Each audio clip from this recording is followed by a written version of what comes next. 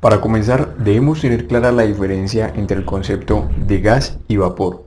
Se define gas como el estado de la materia el cual no tiene una forma determinada, sino que al contrario llena completamente cualquier espacio en el que se sitúe.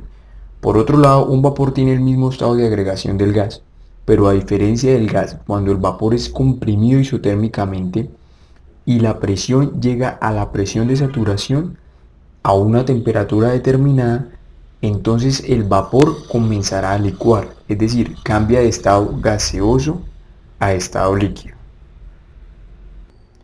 Al tratar con mezcla de gases puede existir la posibilidad de que uno de ellos se encuentre en un estado cercano al estado de saturación.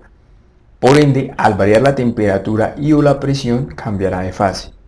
Podemos decir que si tenemos dos gases A y B y estos me forman una mezcla, la presión parcial de esos gases será dada por las moles del gas respectivo sobre las moles totales multiplicado por la presión respectiva de la mezcla.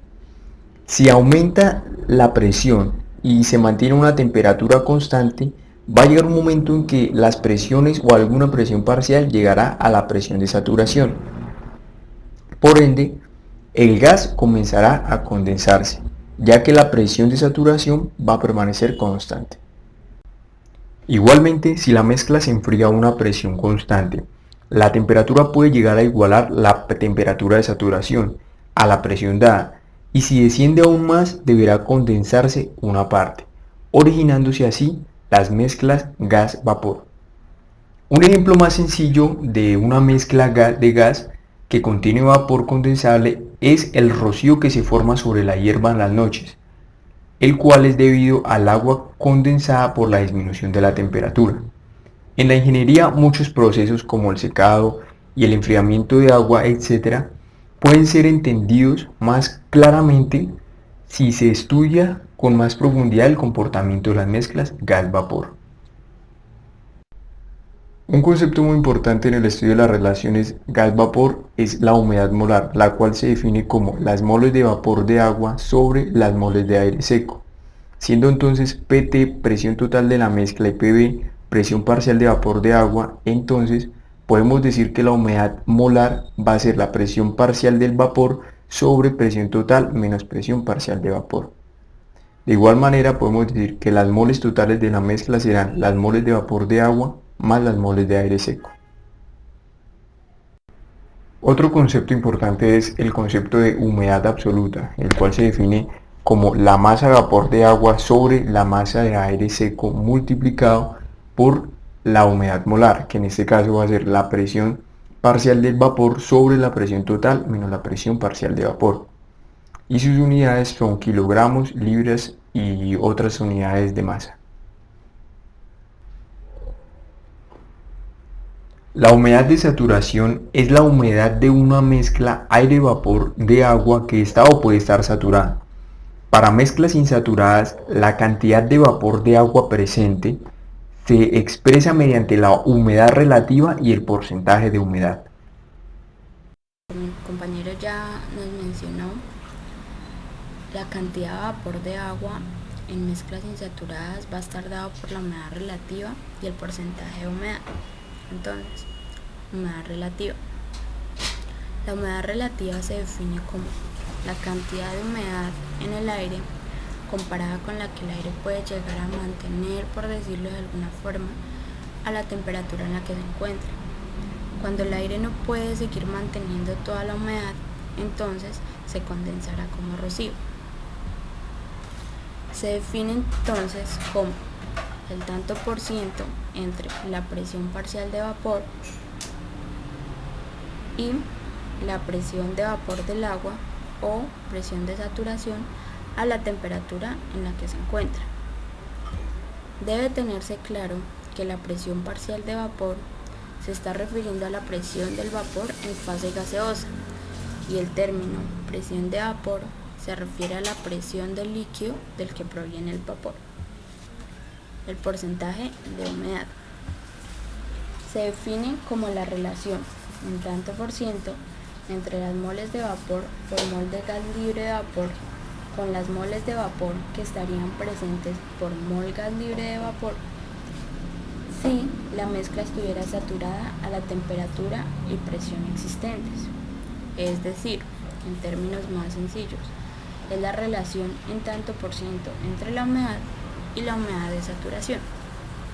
Entonces, esa es la fórmula que se usa para sacar el porcentaje de humedad, donde P sub B es la presión de vapor, P sub S es la presión de saturación a la temperatura de la mezcla y P sub T es la presión total.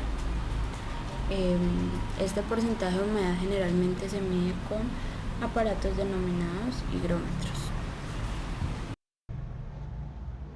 La temperatura de bulbo seco o temperatura seca mide la temperatura del aire sin considerar factores que afectan la sensación térmica del mismo. Esta temperatura se puede medir con un instrumento muy conocido llamado termómetro de mercurio. La temperatura de bulbo húmedo o temperatura húmeda representa una manera de medir la temperatura en un sistema donde interactúa un gas y un vapor, o en términos de meteorología es un valor de temperatura que toma en cuenta el efecto de la humedad ambiental y el potencial de evaporación.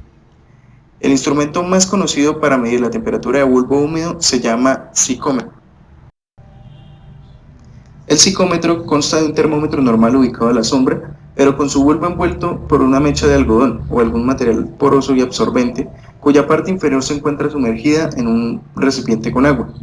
Al ser expuesto a corrientes de aire, hace que el agua que sube por capilaridad se evapore con mucha facilidad. Los procesos de evaporación generan absorción de calor, lo cual hace que el bulbo se enfríe muy lentamente.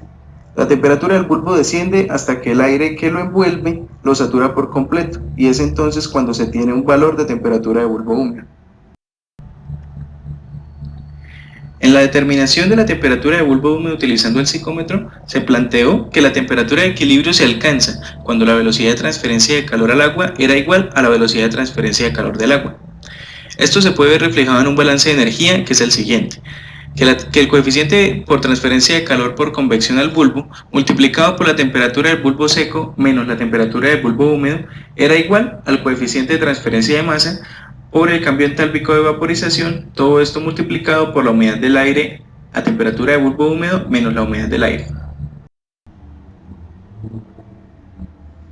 Del balance de energía anterior se puede obtener que el cociente de la diferencia de humedades a temperaturas húmeda y seca sobre la diferencia de dichas temperaturas es igual al cociente entre el coeficiente de transferencia de calor por convección al bulbo y el producto del coeficiente de transferencia de masa por la entalpía de vaporización, de donde, como el fluido estudiado es el aire, solo para él la capacidad calórica húmeda es igual al Hc sobre el coeficiente de transferencia de masa, y se obtiene la ecuación descrita en la diapositiva. Ahora se debe tener en cuenta el proceso de humidificación adiabática que explicaré a continuación. Dentro de un sistema adiabático entra aire semiseco o insaturado a una temperatura T1 y una humedad W1 o Y1. Al ponerse en contacto con el agua hará que el aire aumente su contenido de humedad y por ende disminuya su temperatura hasta que salga del sistema el aire saturado de humedad a temperatura de saturación. El agua evaporada se compensa con más agua a la temperatura de saturación, además del agua que recircula del proceso.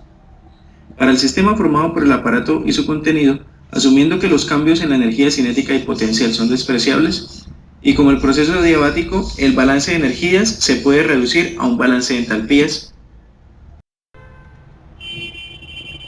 La ecuación de entalpías dice que la entalpía del agua líquida a la temperatura de saturación en 1, más el producto entre la humedad y la entalpía del aire en 1, más la diferencia de humedades saturadas e insaturadas por el cambio entálpico de vaporización a la temperatura de saturación, es igual a la entalpía del agua a la temperatura de saturación más el producto entre la humedad de saturación y la entalpía del aire a temperatura de saturación.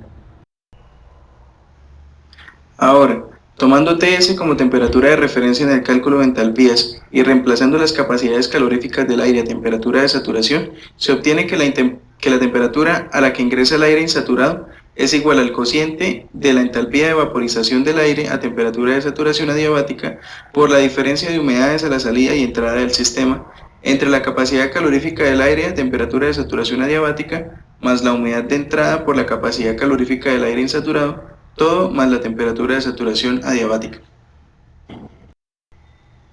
La ecuación anterior relaciona la temperatura de entrada del aire con la de saturación adiabática Ts.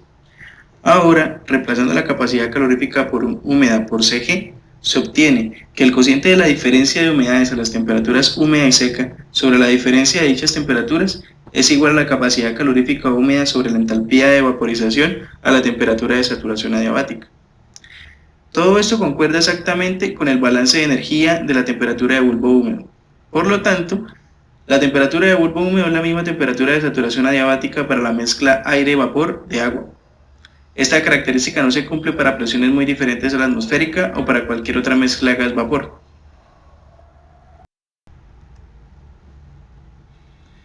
Además de la determinación de las temperaturas de bulbo húmedo y bulbo seco de una mezcla, se puede calcular la humedad absoluta despejando Y1 y reemplazando el subíndice S por 2.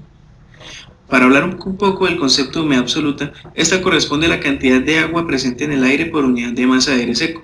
Se relaciona con el concepto de temperatura de rocío, que consiste en que si se mantiene la cantidad de agua en el ambiente constante y se disminuye la temperatura, llega a un punto en que alcanza la saturación.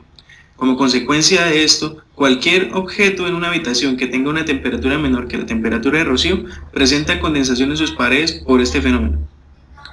A partir de la humedad absoluta pueden encontrarse la presión de vapor de la mezcla y con ella la humedad relativa, la temperatura de rocío, entre otras propiedades.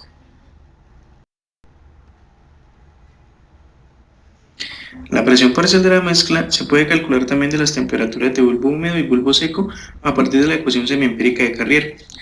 La ecuación afirma que la presión de vapor, que es la misma presión de saturación a la temperatura del bulbo húmedo, es igual al cociente de la diferencia de presión total y presión de saturación a la temperatura de bulbo húmedo por la diferencia de temperaturas de bulbo seco y de bulbo húmedo sobre 2800 menos la temperatura de bulbo húmedo.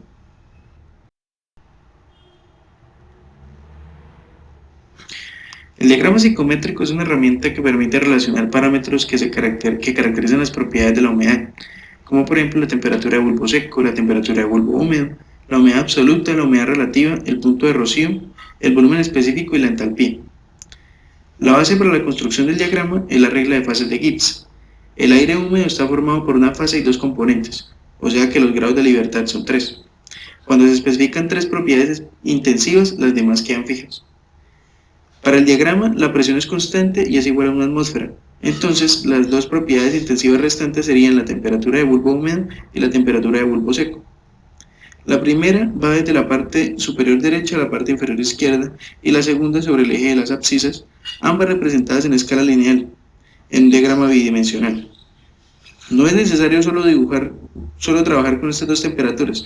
En realidad, si se conocen dos propiedades intensivas mencionadas anteriormente, se puede utilizar el diagrama normalmente.